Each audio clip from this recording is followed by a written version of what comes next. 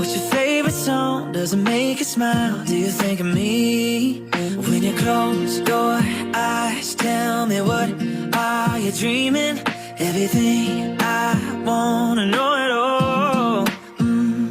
I'd spend 10,000 hours and 10,000 more. Oh, if that's what it takes to learn that sweetheart of yours. And I might never get there, but I'm gonna try. The Cure with Aimee Cabo. Life can bring many difficult situations: domestic violence, addictions, poverty, and even sexual abuse by your loved ones. Welcome, Aimee Cabo and The Cure. Good afternoon, and welcome to The Cure Radio Show. I'm Aimee Cabo, joined by Boris. And that will be me. My other half. Our show is available live on your radio through our app called The Cure, or live on our website, amyspurpose.com. We are broadcasting from Miami via satellite, and later all shows become podcasts. This show deals with the suffering and the tenacity of the human spirit, the will to survive, and the courage to keep moving forward despite any obstacle, with the help of God and each other. We do provide testimonials to let people know that they're not alone. And in this show, the testimony started with me, having been a survivor of child abuse well into young adulthood. We also have professional speakers in the medical field and inspirational speakers that are willing to help and give valuable information, because awareness is vital. Transparency is needed, and I do believe we all suffer or have suffered from something. As for me, my healing came from God, hence the cure. But other forms of healing are presented as well to service everyone. Life can be very challenging, but always know there's always someone who cares. That was 10,000 Hours by Justin Bieber. When I hear a great song, it does make me smile. What if God is asking, do you think of me? He wants to hear from us. Confess it all. He likes to see us smile and hopes we fulfill our dreams. So more than 10,000 times more, he loves us for the rest of our lives. We can't possibly grasp how much he loves us. After all, we've never been God. We do know he loves us equally, making each one of us his highest priority. And we can only equate love to what we understand humanly possible. But because Christ made us in his image, we are capable of loving in the same way. There is a faith that grows when it comes to his divine plan. That is something that can only be born through suffering. Think about it. Had Jesus not died and gone through what he went through, would it have left?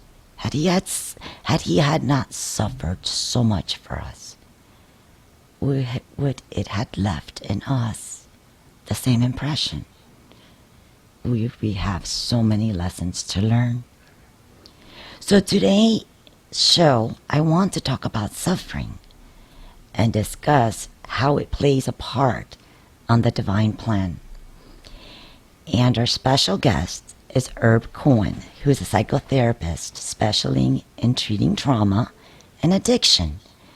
Is also board certified and licensed creative art therapist. He applies various techniques in his practice, including hypnosis and EMDR.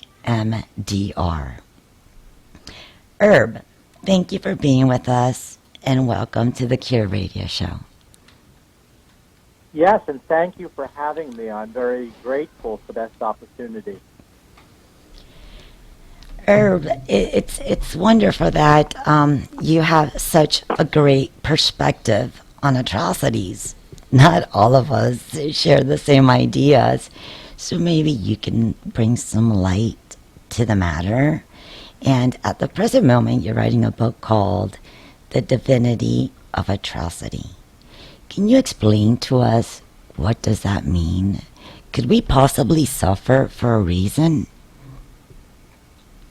Yes. So let's take a very simple metaphor.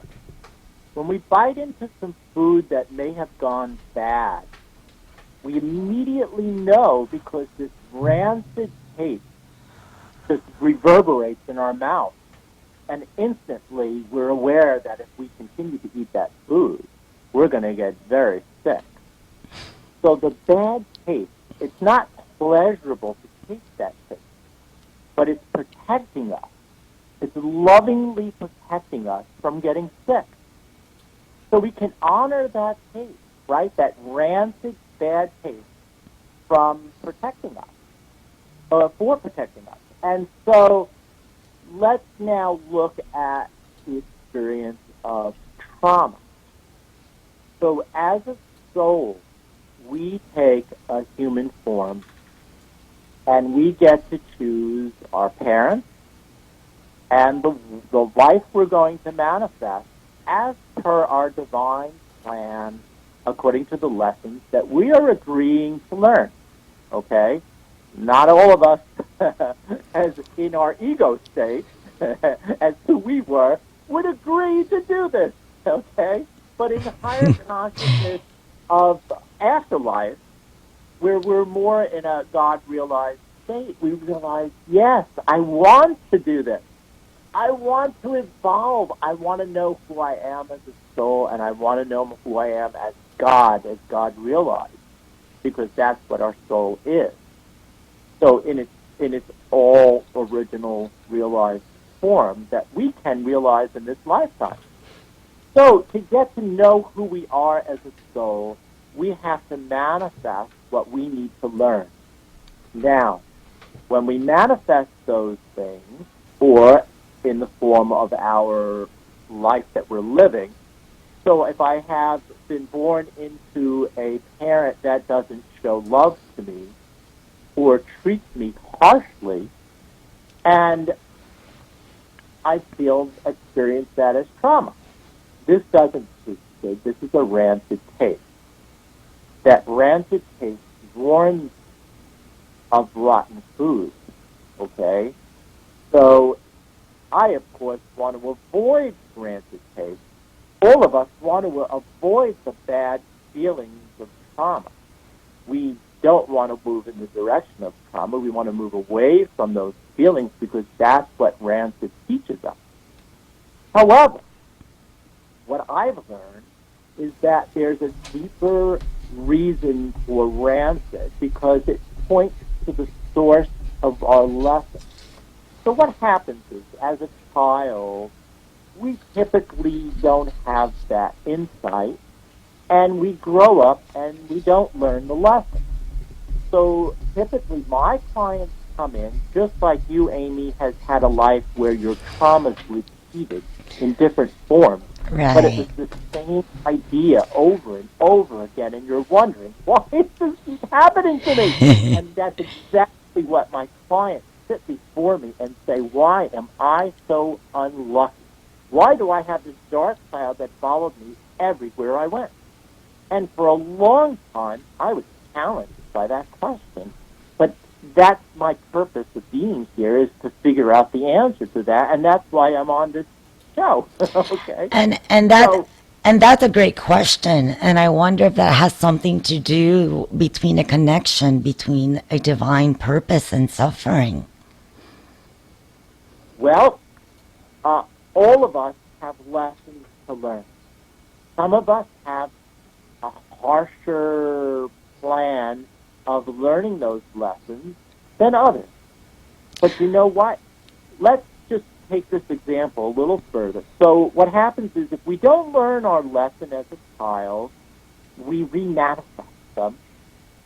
Sometimes they're more intensified so that we'll be forced to look at those lessons and ask that question. Hey, Well, let's see what Robby has to say. We have a caller, Robby, that's calling right now. And Hey, Amy. hi, Robby. Welcome to The Cure. I thank you for listening. Is there something that... Oh, what a wonderful show. It's always so great to hear the different insights that you guys bring into the show. And your guest today clearly, has a wonderful curiosity to what God is up to. And so I'm actually just sitting here anxious to hear, kind of where he's going to get to the connection you ask him. Where is the divine connection? Yeah. I wanted to know what was the connection between that a divine purpose and suffering, which is something I really want to dive into right after this break. If you could guys just stay with me a second, because this is something that if we can look and view at suffering in a different way, then it's not something that's gonna get in the way. It's not something that's gonna bother us. It's something that we can learn from and move on and continue. So this brings a lot of hope. Yeah, and Amy, Paul in Colossians said that he rejoiced in his sufferings for your sake and for the sake of the church, that he would fill up the sufferings of Christ, what was lacking in the sufferings of Christ. Yes. So there's some beautiful stuff in there. Exactly, and only God knows why, really. I'm Aimee Cabo, and this is The Cure. We will continue talking about the divine plan when it comes to suffering. Please stay with us. We will be right back with Aimee Cabo and The Cure. Life can bring many difficult situations: domestic violence, addictions, poverty, and even sexual abuse by your loved ones. The issue is not stay there, but to overcome all obstacles and show that with the love of God, your husband, and your family, you can succeed. Love is the answer, God is the cure, reveals Aimee Cabo's life, a warrior who didn't give up and achieved the dream of her life. You can get to know more about her and her story on godisthecure.com or buying her book on amazon.com.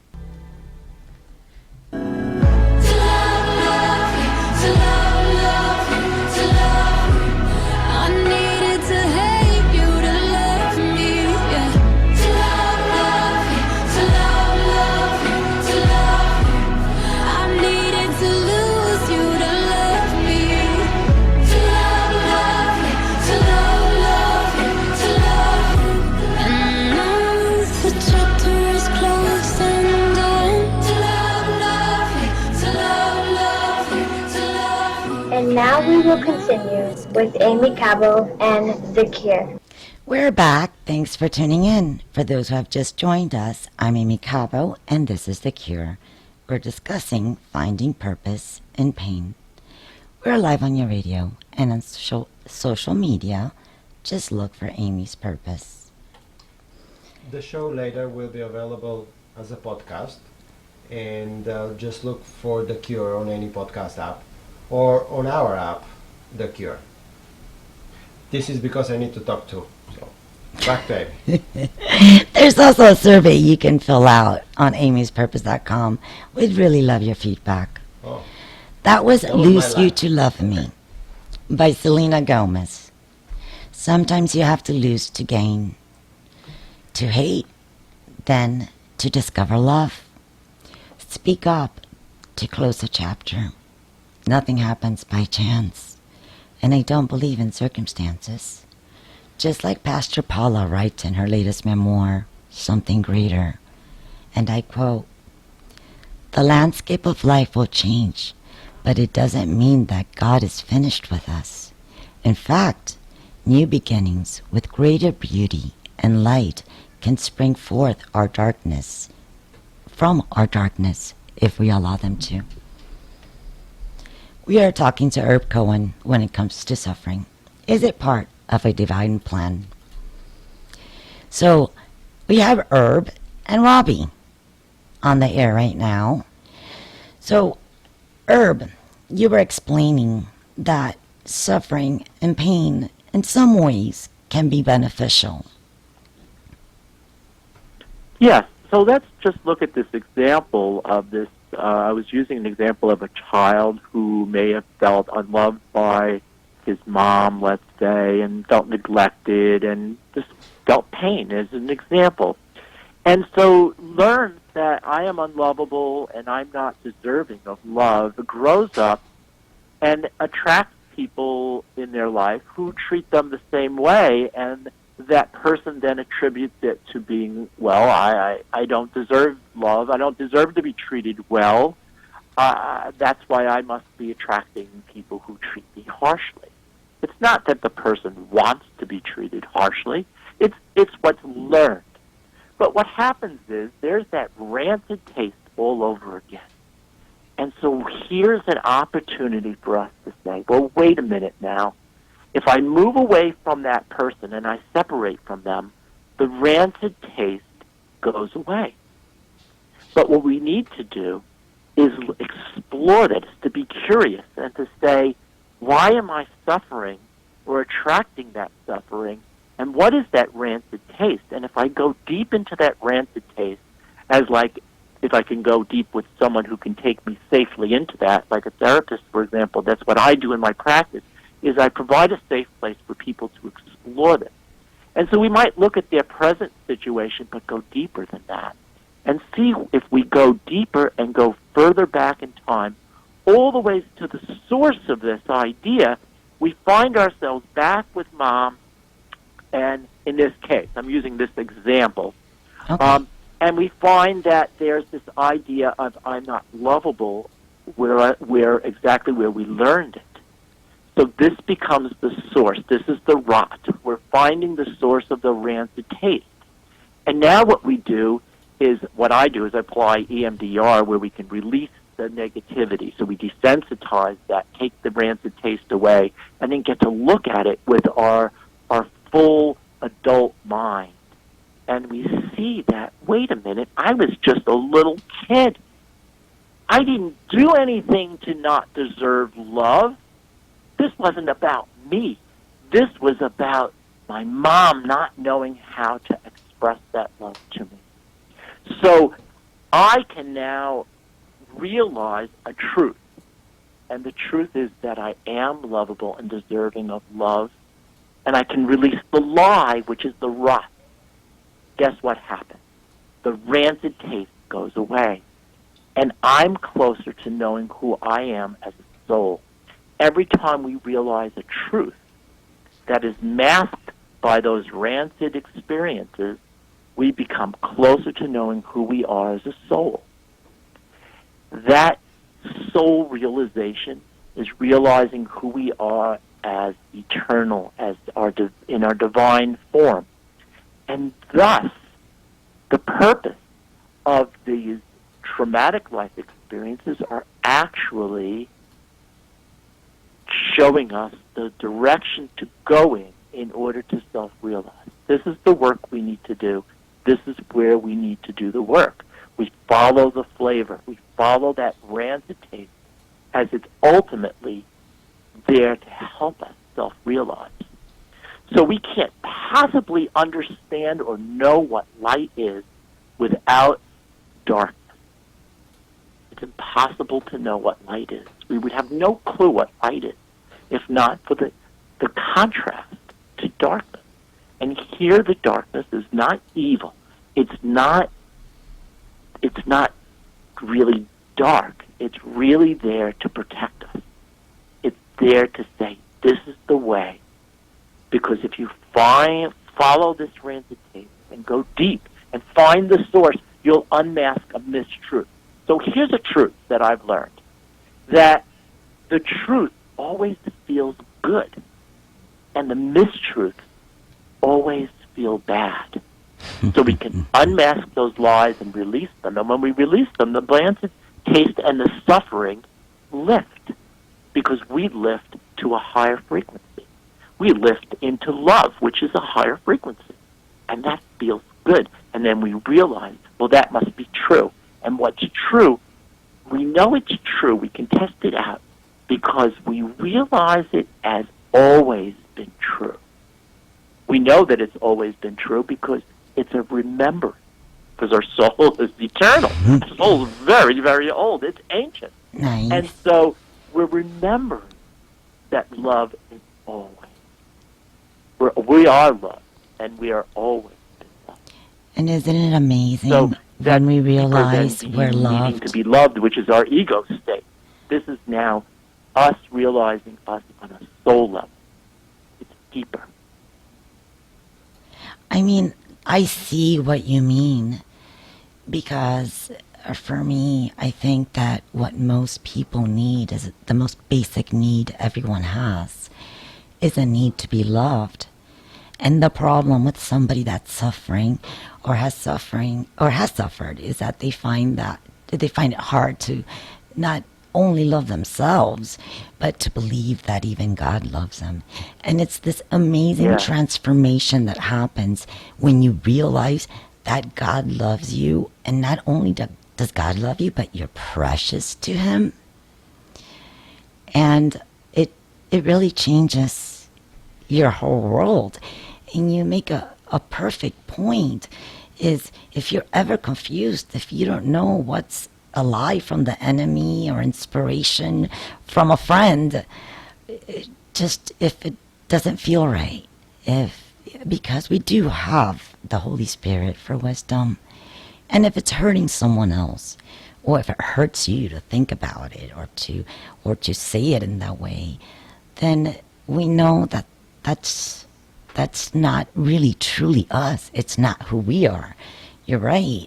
I mean, even Christ said you should have pure thoughts and say good things and be courageous and of good cheer. Those are all good things. I'd rather be on the happy team. I don't know about you. Yeah. So we need to discern, though, from But in looking at suffering. we'll get to that, definitely. We need to discern from avoiding pain, right, which is a Stay knee-jerk with us. reaction. We're We gonna will be go to right back. alcohol and drugs. Sure, we definitely will. I'm Aimee Cabo, and this is The Cure. We'll be right back after a short break, talking We will about... be right back with Aimee Cabo and The Cure. He had so many great things to say. Get him out. That section went so fast. See? He had so many great things to say. Good, so we're going to say it again. It might take some friends and a warmer shirt, but you don't get thick skin without getting burnt. Nice to know my kind will be on my side. I don't believe the hype, and you know you're a terrible sight, but you'll be just fine. Just don't. And now we will continue with Aimee Cabo and The Cure. We're back. Thanks for tuning in. I'm Aimee Cabo with Boris, and this is The Cure. Listen to us live on your radio every Saturday at 1 p.m. Eastern. We also have an app, The Cure, and our website is amyspurpose.com, where you can fill out a survey. Yes, it's under The Cure Radio. Just look for the survey and please tell us what you think about the show. Also, the show, The Cure, is going to be available as a podcast in any app that has podcasts. In a couple of days. That song that we just heard is The Hype by 21 Pilots. It comes to show that all we survive makes us stronger, and the closer we stay to God, the greater peace of mind we will have, knowing that His kind will be on our side. No matter how terrible the sight, it's only hype. With God, you'll be just fine. We'll be just fine, actually.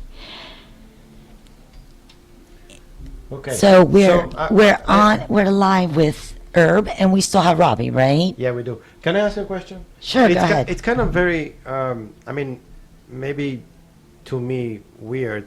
If suffering is so good, I mean, how is God even allowing it? Because there is a lot of people that actually have suffered a long time, and Don't you want to put the camera to you? not really. It's just the start. Okay, good. But anyway, how come God allows all this suffering? Like, for example, there is a lot of very bad things happening, like the Nazis in Auschwitz, for example, or a lot of people have suffered a lot. Like Robby, for example, one of our listeners and friends has passed through a lot of things. How come God allows that? I don't know if it is God. I mean, yes, nothing happens without God's permission. But go ahead, Robby. Or Herb? Okay. Or Herb, rancid or whoever takes wants to place- answer. Yeah. Herb. Yeah, I'd like to answer. So rancid is rancid, right? It has to taste bad in order for us to not eat the rotten food. If rancid tasted good and was pleasant, We'd get sick we all the won't get time. Sick, Yeah. right? So the nature of rancid is rancid has to be bad taste. Okay. So let me give an example of atrocity, though. Okay, let's take the worst possible traumas. So I do, as a hypnotherapist, I do past life regression therapy, and I've done this on myself because I was prompted to in learning about who I was as a soul. I used it as a path to self-realize, okay, by going and learning my soul, the memories my soul wanted to share with me. So one of those memories was being a survivor of Hiroshima. You know, when they dropped the bomb, Right. Wow. that was an atrocity. Yes. And when I stepped right into the body of this person, this past life, I felt immediately my body being ripped to pieces inside. Now, I was a survivor. I didn't get hurt. I lived a long time, actually. But that was even worse because I was ripped apart inside. Everything, every person I knew, every loved person attached to me, friend, every place I worked, everything that had to do with me was ripped from me instantly and destroyed. And all the people who survived around me were all broken or dying or will be. And I had this immense, intolerable pain inside me that was bigger than 40 years of trauma experience doing trauma therapy. It was like all of my traumas, clients, trauma stories rolled into one giant, awful nightmare. And it was too big to contain within my body and my brain even. It was so enormous. And I stayed with it, and I was shaking, and I was barely able to tolerate it, but I stayed with this person's life through his entire lifetime, and he went into being despondent, to being numb, to feeling guilty for being alive, and he just wanted to die. That's all he wanted. And he renounced God. He said, how could a God do this? There can't be any possibility of a God. And he renounced God. And I renounced God as this individual. And what happened was I followed him into afterlife because there was no lesson. I'm waiting for the lesson. There's usually a lesson. I didn't get any lesson. So I was like, okay, I'm going to follow you through crossing over. And I followed him into afterlife. We went into this pod where I was exhausted from this life, and I was being pumped in with energy, and I was feeling some healing, and after a while I felt a bit better, and they got me up, and they brought me into this room for a life review. Everyone goes for this life review, and it's not a judgment. There's no judgment. There's no karmic scorecard where we go, we gotcha. Now you're going to look at this and suffer. No, there's no judgment. There's just an opportunity to learn. We may have a life review where we see where we've said something hurtful to someone, but we experience through that other person's lens so that we can then say, look at what I've done. And they say, yeah, see, you've done something wrong, but now you're learning. And that's what we want. We want you to learn and evolve. We just want people to evolve. There's no karmic score part of judgment. Judgment is an ego function that we do down here. That up in afterlife, it's higher frequency. There's no judgment, okay? There's just this wonderful compassion for us and opportunities to keep learning and evolving. Well, they bring me into this room for this life review, and I say, what, are you kidding? You want me to review that life? How dare you? How dare you ask me to do such a thing? What are you going to say, that I didn't appreciate life, so that happened? I mean, come on, really? And I became so irate and agitated that they had to take me out of this room. These other spirit beings had to escort me out. I was just livid that they would even suggest such a thing, and I was taken out and brought to another room where more healing was done. And it felt like there was this pipe that was piping this energy in, and I started to feel all my anger disappear. And I started to get information, and I started to lift in frequency. And I got curious. I started to look, where's this pipe going to? And I couldn't really see the end of it. But I started to become realized with God. Like I started to know what God was by experiencing this energy. This energy was informing me of what God was. And then I started to understand what happened. So man dropped the bomb on Hiroshima. I didn't even know that was possible. Oh, yeah. Yeah, well, so man no, dropped the bomb and made the bomb. Aimee, could I speak now? Sure. I'm sorry. Go ahead, Robby. You were saying something? Yeah, when Herb started this back some time ago, he mentioned that truth is relative to his own understanding. Okay. And if man decides what truth is, then all of a sudden you open up the world to all sorts of stuff. When I was involved in Scientology myself, I looked into those things, and I ended up very much where Herb was, where I believed in all those things, pretty much what Herb just described. Okay. But my challenge was when I read the Bible, which is the truth, Jesus is the truth, and the Bible is the truth. And when I read the truth, you get into the book of Job where there's real suffering. I know that. And when you look at this, God took away Job's kids. God took away Job's livelihood. He did everything, covered him in sores, and so there was all this suffering. And with all that suffering came all those questions that Job had. And so as I got into that book, actually, I was just where Herb was. Like, what in the world are you doing, God? And I was just probably about as angry as Herb was when he was describing what he was doing in that room. And so let me continue. God actually doesn't answer any questions in the book of Job. He asks questions. He asks questions like, Herb, since you feel like you know so much, why don't you make it snow? Or maybe you can bring in the tide since you're so intelligent.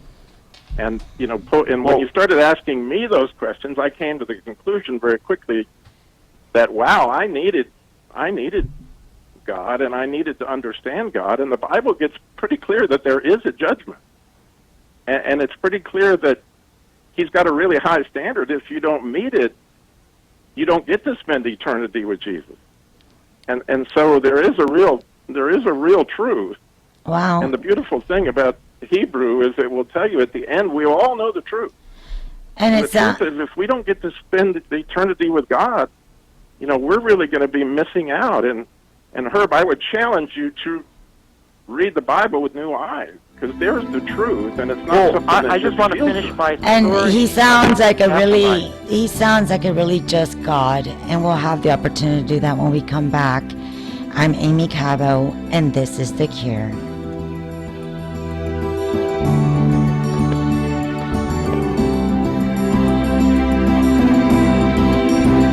We will be right back with Aimee Cabo and The Cure. I love Robby. He's so cute. Of course she was sad, but now she's glad you dodged a bullet. Took a few years to soak up the tears, but look at her now. Watch her go. Look at her now. Watch her go. Wow. Look at her now. Look at her now. Watch her go.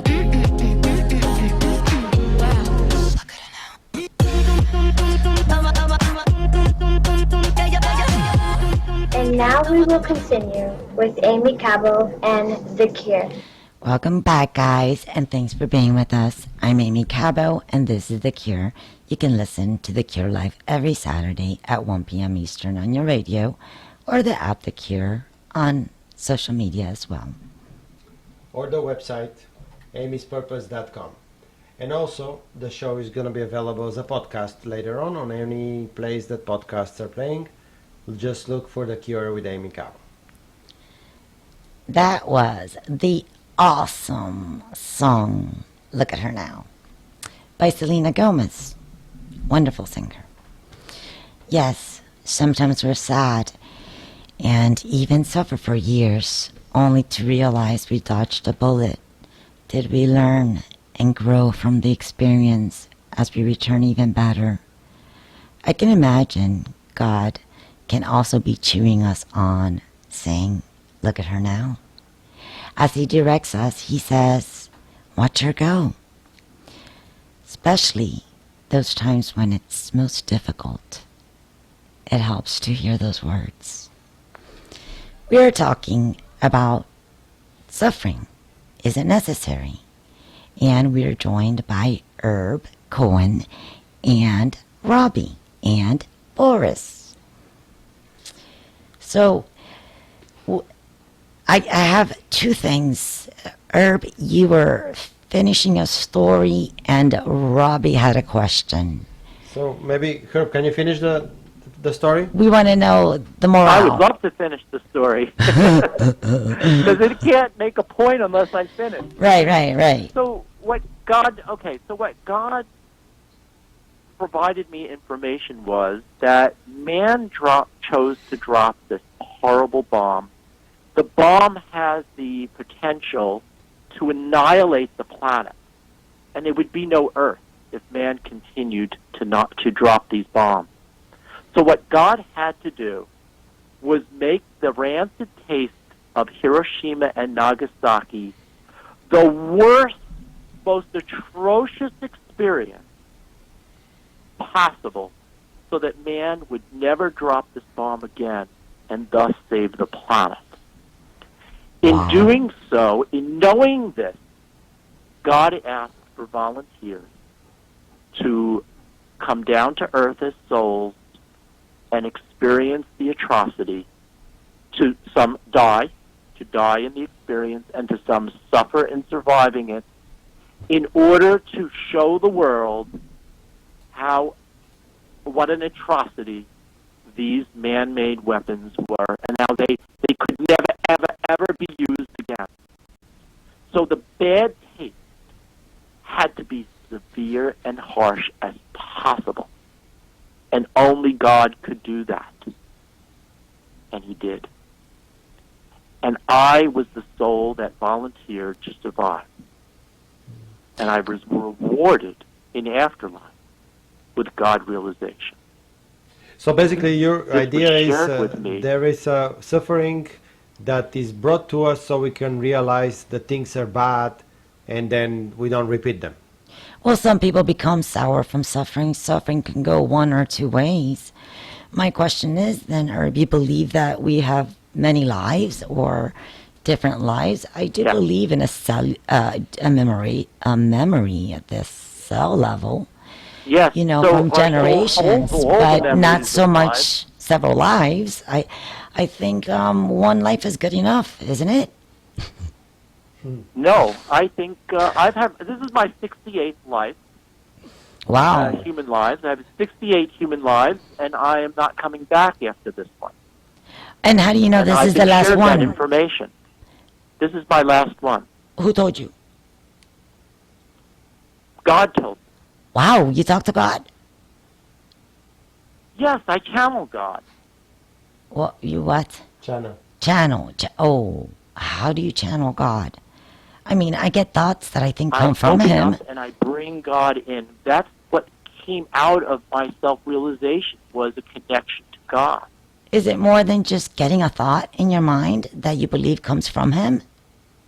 Yes, it's not a thought. So it's a knowing. So but that's almost... This is kind of information is what we know as truths. Truths are known. truths are not thought. Truths are known. They're known in your body because they're memory. They're remembering. We're remembering who we are as a soul. Remember, our souls are very ancient. Now, if my soul is eternal, it's eternal for a reason. It's so that I can take many, many human incarnations.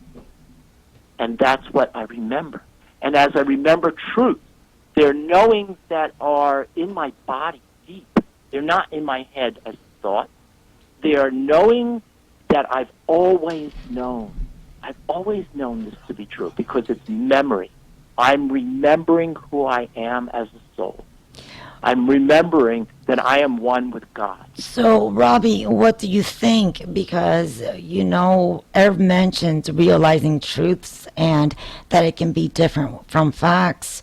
What's your truth, Robby? Yeah, I mean, here we have a book that has been verified as the Bible, which God wrote for our benefit to give us the truth.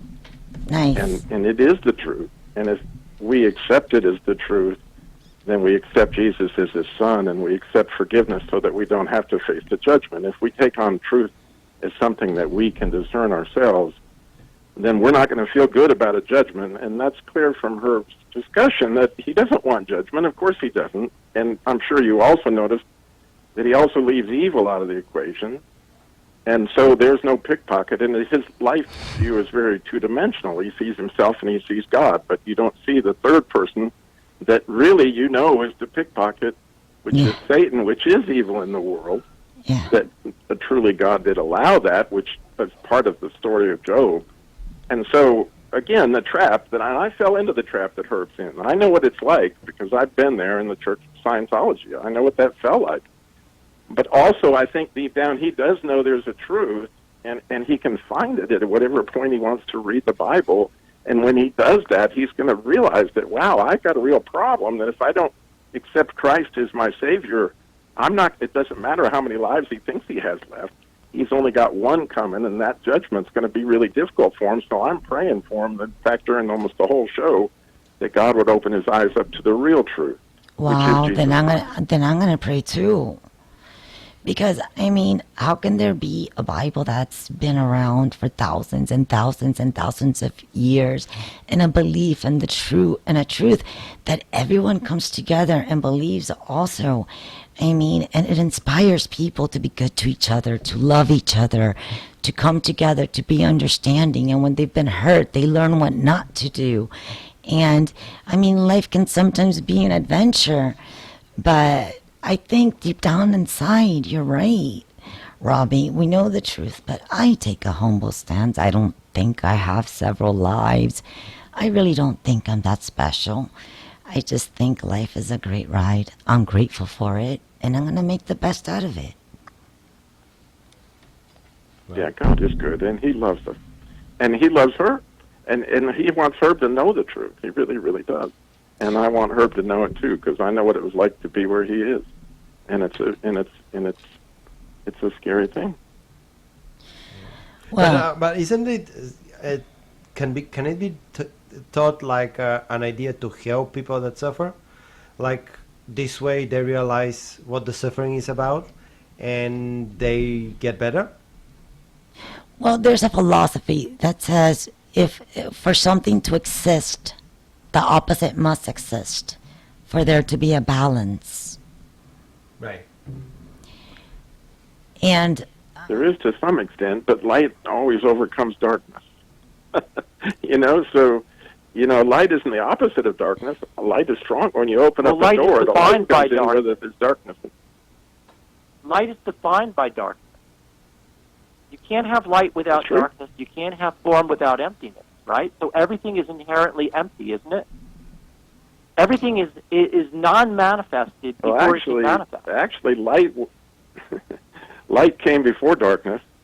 If you read, the very first chapter of Genesis, and so you can have light without darkness because God, apparently did that, and then He separated light from darkness.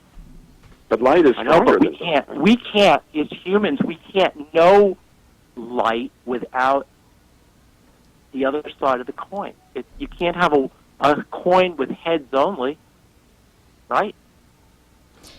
That's Well, a, actually, Humans, you can we have a can't experience light without having some idea of darkness. It's impossible to know what light would be then. That makes sense. that was the philosophy, yes. Well, it seems to, but there's a little trick in there, and again, So it what comes I'm from saying the about fact. trauma is that no one wants to suffer, and we shouldn't have to suffer, right? We don't have to suffer. We don't want suffering. I'm not Hey, saying we you need know, to suffer to saints- know God. I'm not saying that. I'm saying Well, that the issue look was at is that man suffering from a sinned at different the beginning, paradigm which as a meant that lesson there was a that curse, we could and so we're use to living know out who that. we are. And since, at some point, if you accept the idea that there was a curse, and that curse came as a result of us buying a lie that was brought on us by an evil being called Satan, then all of a sudden you could see that there's a reason for the suffering, and it has to do with sin. Well, thank you guys. We are almost finishing today's Wow, show. Only a few minutes this is left. the worst time to finish the show, Yeah. but we just have a couple minutes, guys. I'm gonna have to say thank you so much, Thank you. Robbie and Irv, being with us. Thank you, Herb. And Yeah, I thank love, you, Aimee. I love hearing all kinds of points of views. I mean, it's very interesting, though I choose to believe my truth. More information on Herb can be found on herbcohen.1. Soon we will be able to find his book, The Divinity of Atrocity. And I don't know about you guys or Rob, but I found a lot of good in all that I suffered and all that I've experienced. So thank you also. I'm sorry, go ahead. Okay. And thank you I also. said me too. I feel Yeah. Nice. And thank you, Jasper, for being such a great audio producer. So let's pray. One little prayer, guys. If you're suffering now, Lord, do not waste one scintilla of this suffering. Make some good out of it for me. A chance in life direction, a deepening of faith and love, a protection from other adversity. For others, a zeal for your kingdom, a desire to help others, an empathy with those in need, and an eagerness to serve the kingdom for the culture and for the community. Lord, please optimize the good that can come from this suffering. Amen. This is Aimee Cabo. You have been listening to The Cure. Till next week, much love. Please check out our podcast. Please check out This is you.